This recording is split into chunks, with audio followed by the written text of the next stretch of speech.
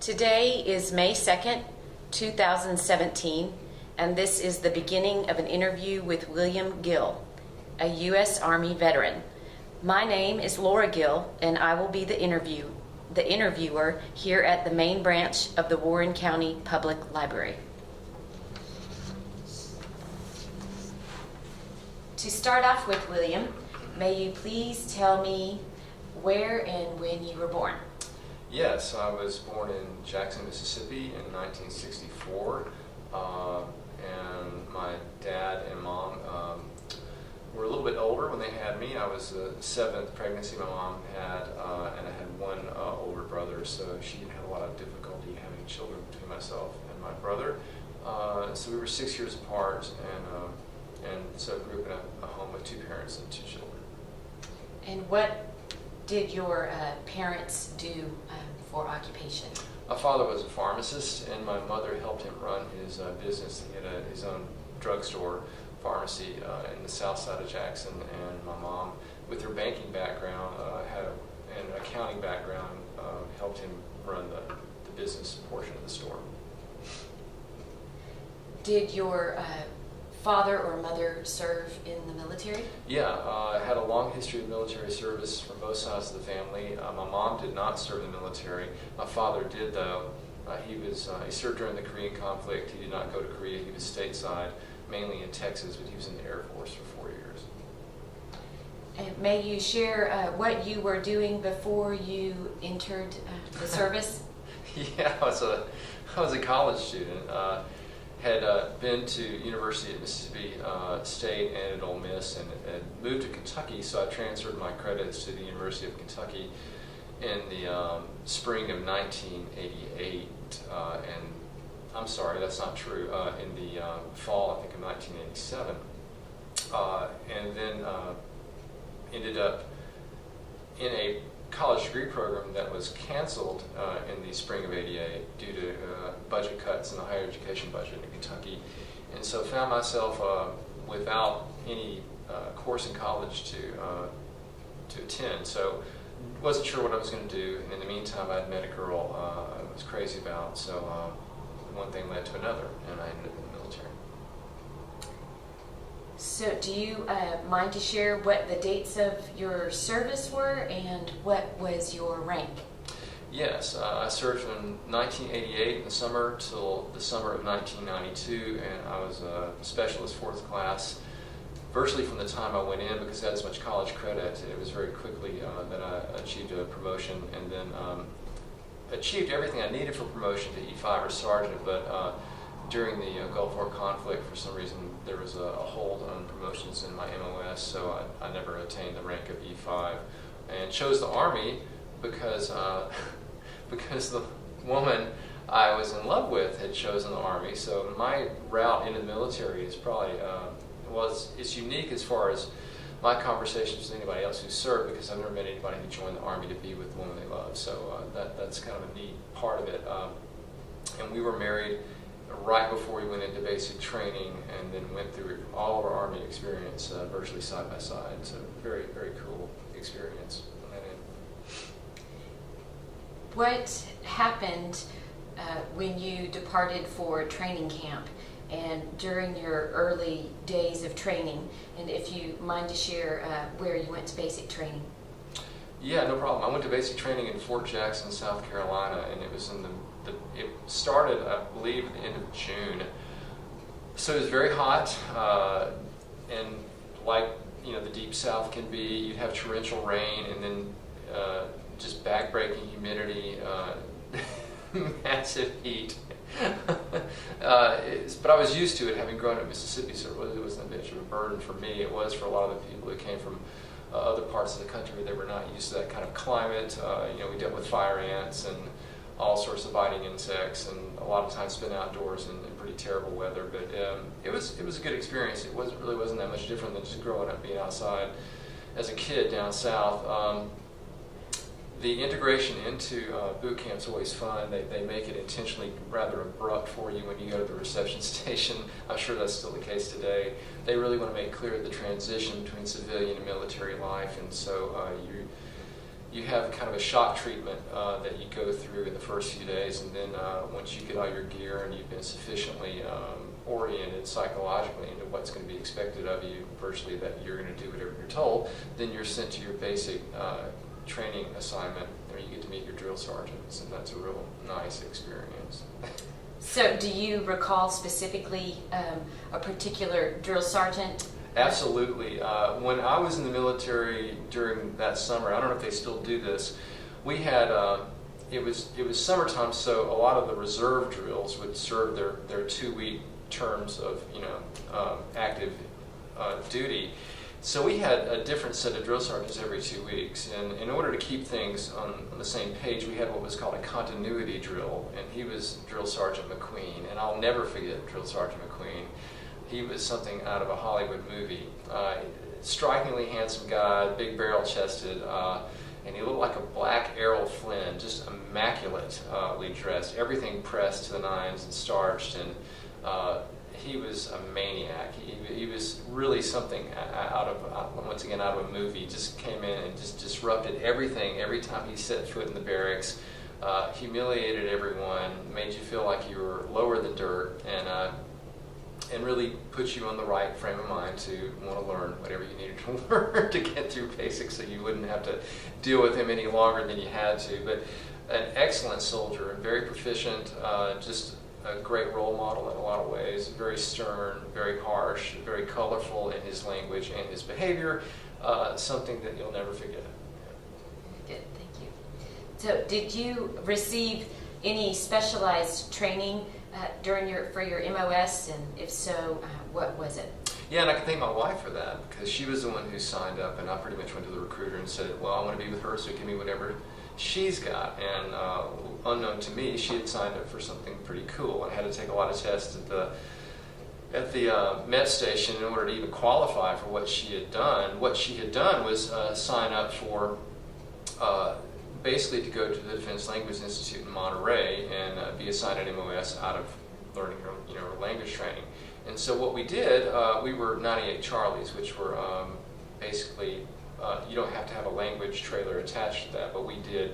And so we were 98 Charlies with a Korean language trailer, as it turned out. And so we were analysts. We would take documents or intelligence that had been gathered, and we would interpret it for significance, and then report that on to NSA for whatever their purposes were at that point. So it turned out to be a very interesting assignment in the military. Once we got out of basic training, we promptly flew to California, to San Francisco, and then I believe took a bus down to Monterey, and we were stationed at the Presidio Monterey, which is one of the most beautiful places you could ever be, and we were there for a full year learning Korean, and just had a wonderful time. So it's very much like a college campus setting, except you're in the military, so you go to school, at least this is the way it was then, you go to school, we would, from 8 to about 3 in the afternoon.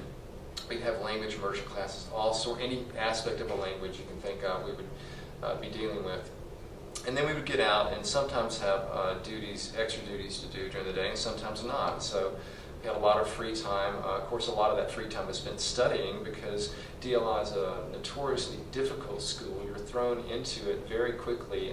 From the first day, you're thrown into a language you've probably never heard before, and ours turned out to be particularly difficult, Korean. So the attrition rate at DLI is pretty high. They screen heavily to make sure they get applicants who have the ability to learn a language, but of course you don't know if they're going to have the discipline to learn it. So we were immediately thrown into something where we had to discipline each other and be there for each other and help each other study, because we didn't want to be separated due to one of us having a problem in school, and we weren't. We did quite well. And after about 6 weeks or so, you kind of got into a rhythm with it, and it became a very nice way of life in the military.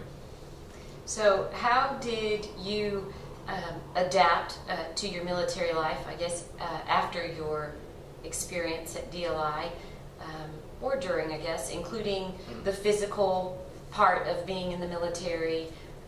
Did you have to live in the barracks, just adjusting to the whole dynamic of the military and your social life at that point? Yeah, that's a good question, because my wife and I were in a At that time, we didn't meet too many couples who were coming to the military married before they entered. We were something of an oddball, like a unicorn everywhere we went, and nobody quite knew what to do with us. Obviously, there are a lot of married soldiers and other service members on active duty, but everywhere we went, every station, including DLI, we were the first that many people had encountered of having gone through training together and entered the military together as a married couple. So they weren't quite sure at that point what to do with us. So we got a lot of freedom that most soldiers didn't get. We spent some time in barracks, but most of our time we were allowed, due to our status as being married, to live off of post as long as our conduct was sufficient, which it was, and as long as we maintained our duties, which we did. So we got a lot of leeway to live outside of the Army community. So we were inside the Army community while we were in school or doing training, but then we could leave that and go to an off-post department and kind of have just a normal life. Not many people were able to do that. In fact, very few. So we got to see two different sides of life while we were in there. Having had several years of college, I had lived in dorms and had roommates for a year, so it really wasn't any big deal when I was in a barracks phase. That was something I was used to, and then I guess it was more interesting being from a married standpoint, because that was brand new for me. So that was a bigger adjustment probably than being in the barracks in those times when I had to be. So would you mind to share what you did after you left the Defense Language Institute, and what kind of further training you had, and where you ended up serving? Sure. After that? You asked a question earlier about the physical requirements too. Those really weren't that difficult to adapt to either. What was a little bit difficult to adapt to was just the discipline involved in doing whatever physical training you were told to do, not the physical training you wanted to do.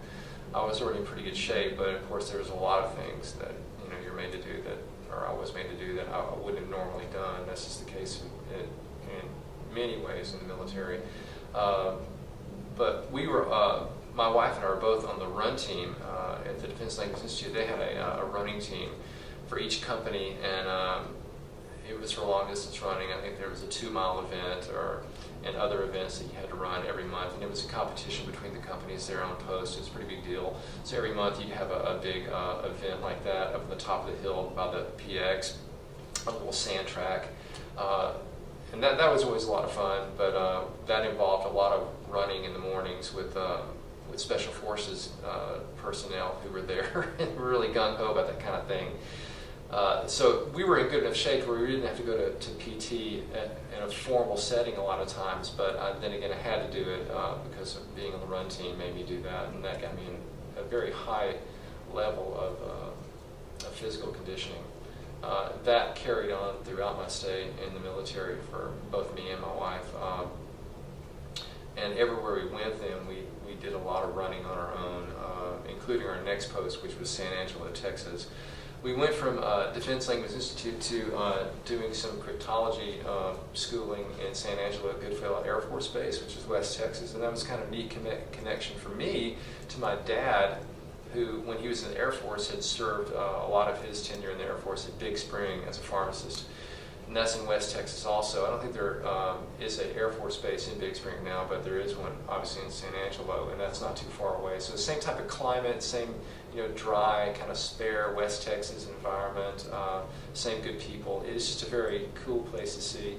And really that was one of the great things about being in the military for Laura and I, was that we were able to see a lot of the country and see some unique places that were not homogenous towns that look like anywhere else. We lived in Monterey for a year, then lived in San Angelo in West Texas for 6 months.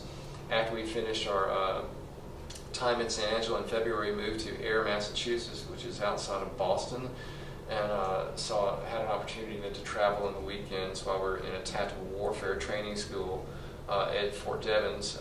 And so every weekend we were just seeing New England, a place neither of us had ever been, and we got to see Salem and Newport, Rhode Island, drove up into Maine, explored Boston many, many times, and had a great time doing that. And that was all over a period of almost 2 years and that was all training time before we ever saw an active duty assignment. After that, and that was in 1990, we finished up in early summer and were sent to the Republic of Korea as a logical follow-up to having learned Korean for a year at DLI. And then from landing in Seoul, we were sent to Camp Humphreys, which is not too far from Seoul, about 55 miles, I guess, south of Seoul in the little town of Anjangni. It's since become a much bigger post than it was when we were there. But even when we were there, it was pretty big. It's a big aviation post, and so they had a lot of helicopter units there. And we were actually assigned to a military aviation intelligence gathering unit. It was 3rd Military Intelligence Battalion, which is part of the 501st MI Brigade, which is stationed out of Yongsan. So the 3rd MI Battalion was a fixed-wing Army aircraft unit that would fly, I think at the time, either Mohawk aircraft or what later became what they're called guardrail aircraft up high, and then gather intelligence over the DMZ in North Korea. And that was sent back to us. We would interpret what the translators would gather, and then send that information to NSA. And that's, as far as I know, still being done to this day.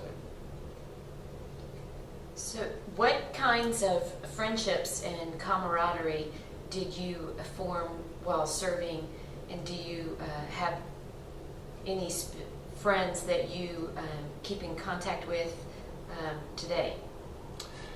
Yeah, especially with the outgrowth of social media that's occurred in the past 10, 15 years, we do keep in touch, both Laura and I, with a lot of our people that we met in the military. And they've gone on to do all sorts of things and live all over the place. So Facebook's been a good connection there, as well as other social media sites. When we were in the military, we tried to be involved on post in the on-post community, and one of the things we did was get involved in community theater, which was a lot of fun. So about 2 years in Camp Humphreys, we did several plays and community events, and even did a USO traveling singing show over Christmas time. So I had a lot of fun doing that, and learned some new talents doing that, of course, too. A lot of the people that were in that group we kept in touch with over the years, or at least kind of know what they're doing and what they're up to. One of the things we noticed in the military is that we had both had college, and a lot of the people in the MI community were just like us. They'd had several years of college and kind of didn't know what they wanted to do, or kind of got sidelined for one reason or another and ended up in the military. So there are a lot of very bright people we met in the military, in our MOS, in our interrelated fields. We were also fortunate to be stationed pretty much everywhere we went with other branches of the service, so we were not just in an exclusive Army community. Obviously, we were attached to an Army battalion, but we were always stationed with Air Force airmen, sailors, and Marines, pretty much everywhere we went. So that was cool too, and got to know people from all branches of service. And that started as soon as we were at DLI, which is a really neat environment there for inter-service cooperation. So we met a lot of people who were from different areas of the country and in different specialties and in different branches of the service. So it was a very well-rounded experience in the military. Our unit was attached to a field station, which is a kind of a sedentary, building there on the post. But we were technically a tactical unit. We had these trailers that we would work out of that were attached to the field station. And ideally, of course, these trailers, being a tactical unit, you were supposed to be able to hook them up to trucks and move them wherever you needed to move them and set up your mission anywhere you could in time of warfare. And that just gave, it's a flexible mobile unit. But even though it was a tactical assignment, we never really went out in the fields at all. We had our motor pool in Korea only had trucks that were capable of moving 2.5-ton trailers, and we had 5-ton trailers that housed our units. So every time we got a new battalion commander, we would have this great mission where we were going to move the trailers out and do a tactical training exercise, and it just never materialized because we didn't have the equipment to do it. That's probably since changed, but that was, at the time, that was kind of the way it was. So that was one of the funny things about it. As far as conditioning goes and things that we also did, we would stay in shape by, once again, joining a running team at the post, and that was a lot of our free time spent running. The perimeter of Camp Humphreys was around 5.5 to 6.5 miles, depending on which way you wove through the main part of the PX area. So we could run that a couple of times and get a good workout. And then of course it was it was a short way from our apartment to Post 2. So a lot of good physical exercise every day. We never had a vehicle there, so everywhere we went we either walked or had to take a taxi. We also, one of the things about living in Korea too that was kind of funny is that we really couldn't drink the water off Post. I think we could do limited cooking with it, but we couldn't do anything else. So if we wanted water, we had to carry these 5-gallon water jugs up to Post and fill them up and take them back to the apartment. So that got really heavy after every time. You'd be amazed how quickly you can go through 5 gallons of drinking water. So we did that quite often, and that was a repetitive task we had to do. But it was just neat because you live off Post a mile from the front gate, and that means every time you go or come back from work, you're walking and you get to interact with the people in your community, the people who live there, that's their home, that's their country. So it gave us a really good perspective on being guests in a foreign country, and it made us much more appreciative of the Korean people, I think, and of their culture, and of just the way that they were welcoming to us being in their country, because U.S. soldiers aren't always the best guests to have in your country, but it really put us on a good mindset of being respectful and being a good guest, because these were your neighbors. They weren't just people outside the gate. Do you recall any particularly humorous or unusual events, maybe when you were in Korea, about the food or traveling outside of Camp Humphreys to other places? A couple of kind of funny events. I don't know how funny they'll be for everybody else, but they're funny memories. I remember Korea is one of these climates. There has a climate in which it's very, very hot and humid in the summertime and very dry and cold in wintertime. It's different than any place I've ever lived with that regard. And to get away, if you wanted to get away from Humphreys, you had basically two choices if you wanted to be in a largely Americanized environment. And one was to go to Seoul. And there was anything to do in Seoul, including go to Yongsan, the 8th Army headquarters there. But you could also, if you wanted a quicker trip, go to Osan Air Base, which was not that far away, and the prime way to get there was either take a bus or a taxi. Well, we had taken buses in the U.S., and we thought we knew all there was to know about riding a bus from one point to another. But when you do that in Korea in the summertime, it's a totally different experience. The buses can drive quite fast. The roads are narrow. The stops are sudden. There's not a lot of seating on the buses, and they pack them pretty tightly. So you can do the 20-minute trip from Camp Humphreys to Osan, and it feels like an eternity of just starting and stopping. It feels like you're on a boat that's in a storm the whole way. And so the time you get off the bus in Osan, you're just green and nauseous. That took a little bit of acclimation to get used to that. And then there's the taxi ride. You would think would be much better, going from point A to point B, not all the stopping involved. And if you're on Osan, you could take a military taxi to Camp Humphreys, because they were, obviously related posts.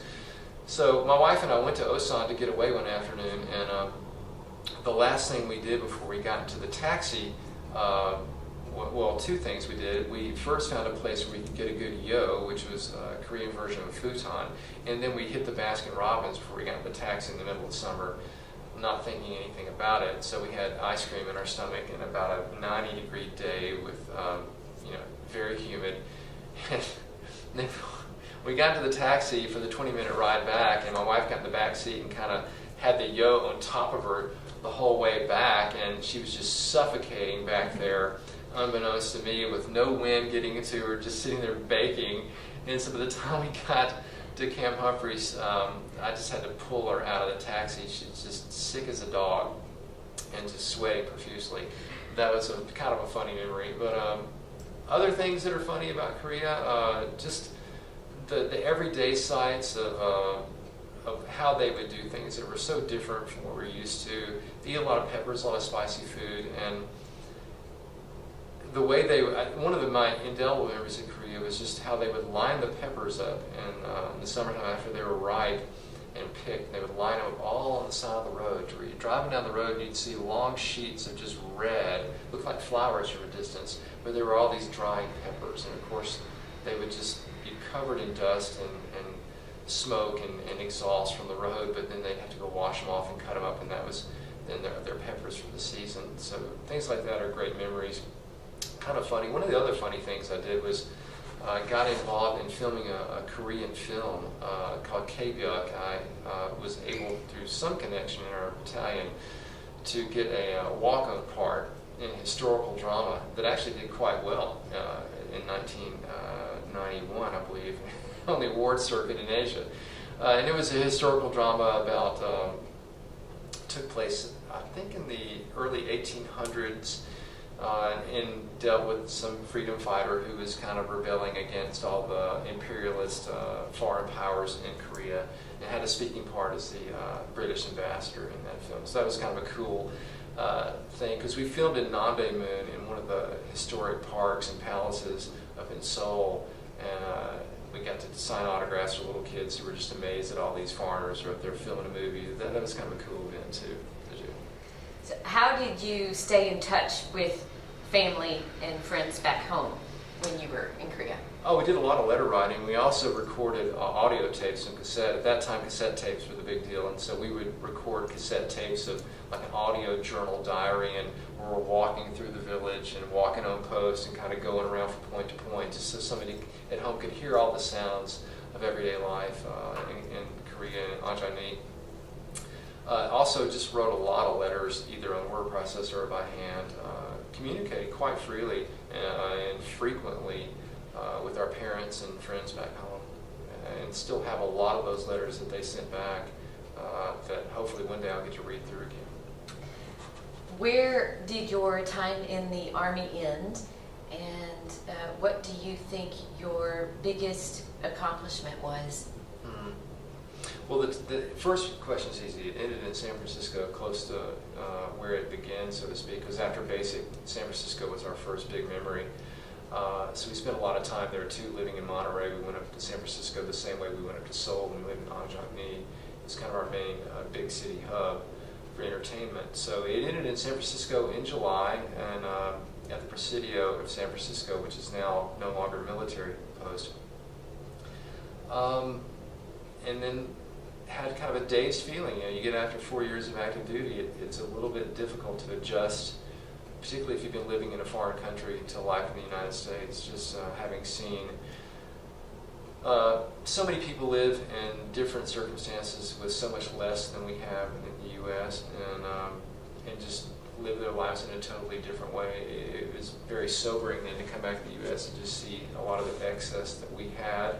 But one of the good things we took away, both of us, from the military was not only a good sense of having gone through an adventure together as a married couple, but just having learned a lot about ourselves and a lot about our capabilities, a lot about discipline, a lot about honor, a lot about following through with what you say you're going to do, integrity, being there for those around you, and always being dependable. Those were things that we had always been taught as children, both of us, but when you really had to act them out in the military, and you really thought about why you had to live that way, that everybody's life depended on everybody else's actions, it's something that sticks with you for the rest of your life. It's something you don't lose, I don't think, if you take it seriously while you're in. So I've often said that you get out of the military what you're willing to put into it, that it can be the best experience of your life, or for some people that we knew, it was probably the worst experience of their life because they had the wrong attitude about it.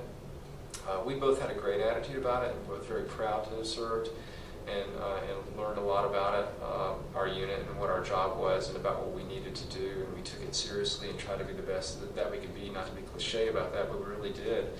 And that sticks with you. That's a life lesson for 4 years to do that. And we both, to this day, are just exceedingly grateful to have served, not just in the military as an institution, because we love the Army and love what it did for us, and love the fact that it keeps our country safe and that it has such a great and wonderful history.